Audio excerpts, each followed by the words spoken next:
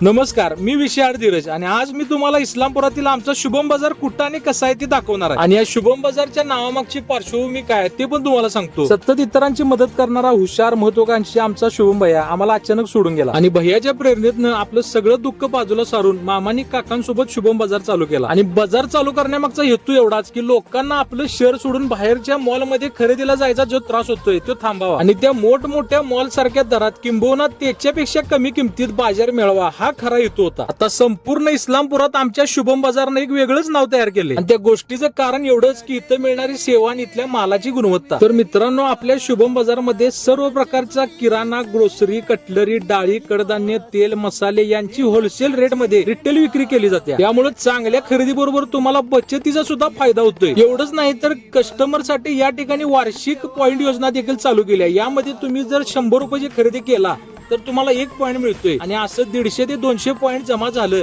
की तुम्हाला त्यामध्ये एक आकर्षक भेटवस्तू फ्री मध्ये दिली जाते. प्रत्येक सणाच्या वेळी तुम्हाला बाजारमध्ये वेगवेगळ्या ऑफर सुद्धा बघायला मिळणार आहे. तर मग इस्लामपूरकर वाट कसली बघताय? घरातल्या सगळ्या खरेदीसाठी आपल्या शुभम बाजारला भेट द्यायला लागत्या.